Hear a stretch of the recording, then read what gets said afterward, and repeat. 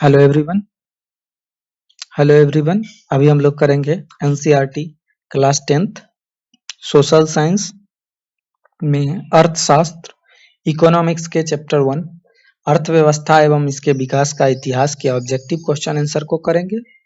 तो आप लोग वीडियो शुरू करने से पहले एक बार नीचे डिस्क्रिप्शन चेक कर लेना, वहां आपको सारे प्लेलिस्ट का लिंक दिया हुआ है, सब्जेक्ट बाय प्लेलिस्ट बना हुआ है और टेलीग्राम का भी लिंक दिया हुआ है।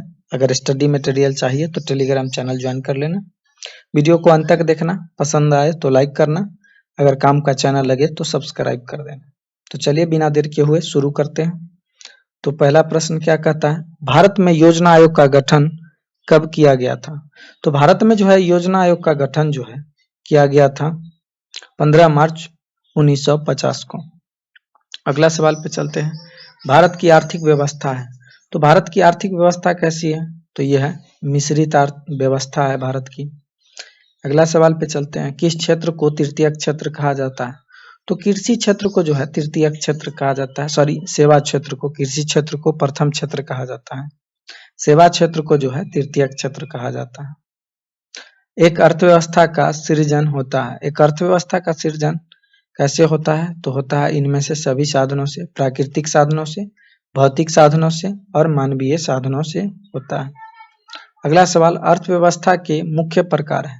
अर्थव्यवस्थाओं के मुख्यतः कितने प्रकार होते हैं? तो 3 प्रकार होते हैं। अगला सवाल पे चलते हैं।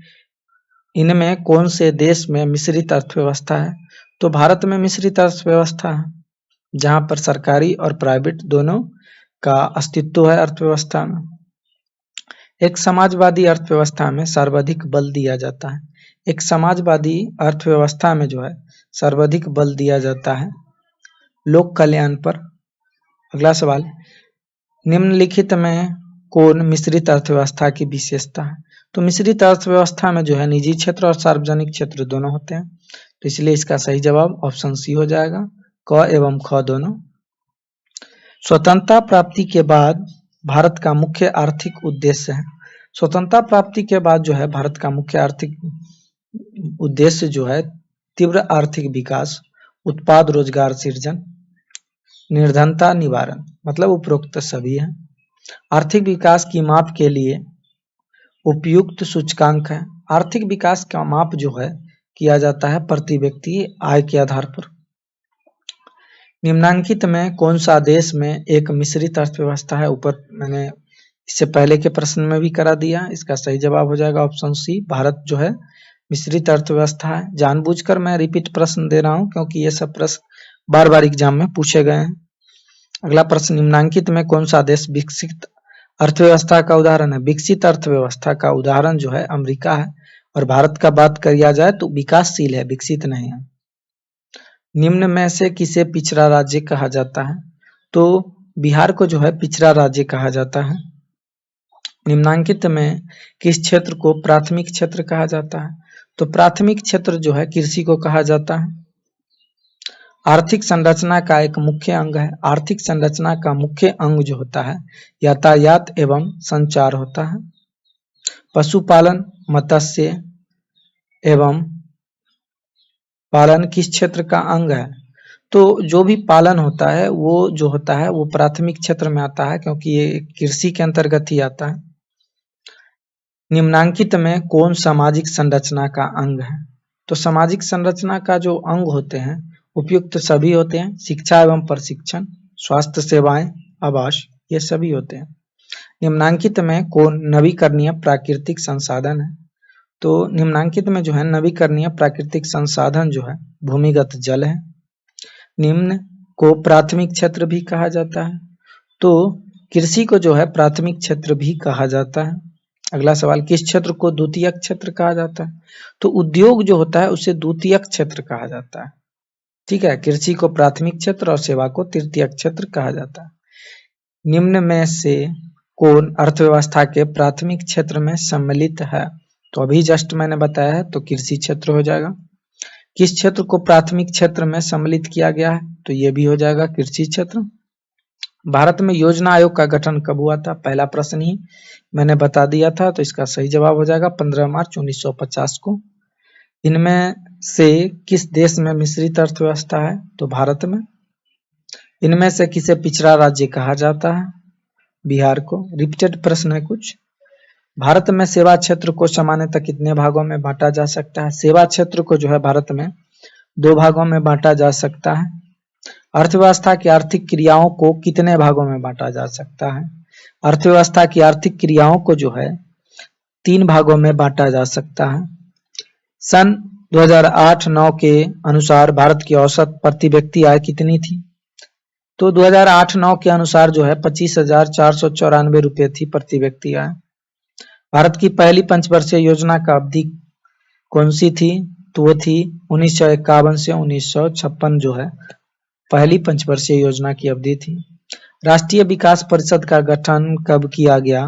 तो राष्ट्रीय विकास परिषद का गठन जो है किया गया था 6 अगस्त 1952 को।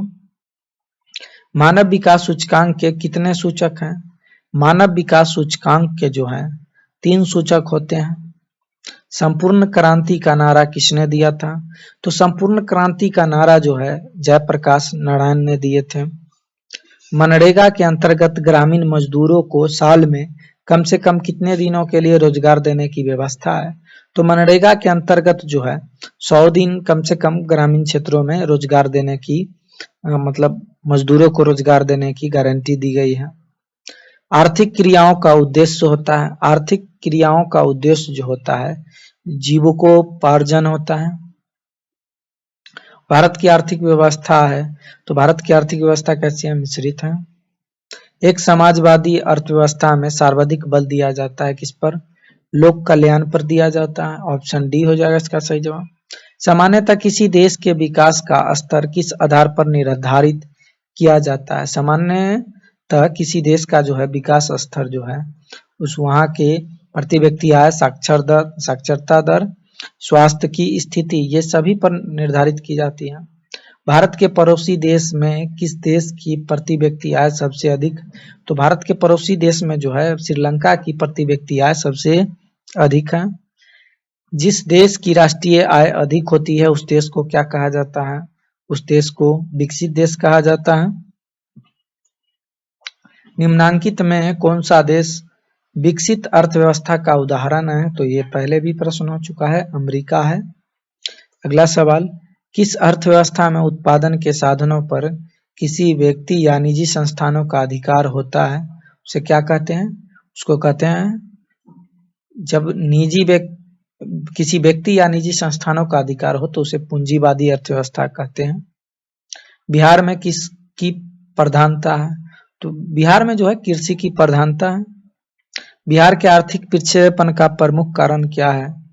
तो बिहार में पिछड़ेपन का प्रमुख कारण जो है सभी है, जनसंख्या में तीव्र वृद्धि, कृषि पर अत्यधिक जनाभार, बाढ़ एवं सूखा का प्रकोप, ये सभी कारणों से बिहार जो है पीछे है। बिहार झारखंड विभाजन के पश्चात कौन सा उद्योग बिहार में रह गया है?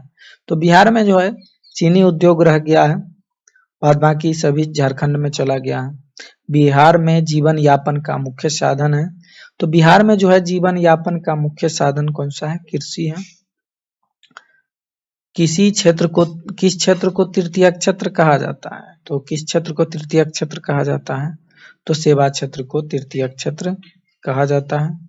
भारत में नीति आयोग की स्थापना हुई।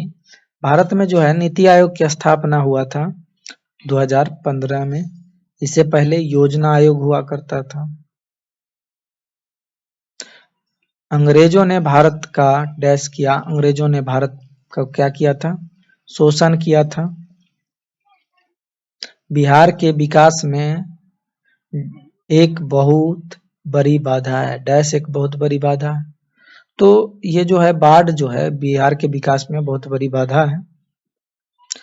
तो दोस्तों उम्मीद करता हूँ ये वीडियो आपको पसंद आया होगा। पसंद आया है तो लाइक कर देना। अगर काम का चैनल लगे तो सब्सक्राइब कर देना और फेसबुक, व्हाट्सएप, टेलीग्राम इस सब पर वीडियो के लिंक को शेयर कर देना और अपने दोस्तों के पास भी शेयर कर देना।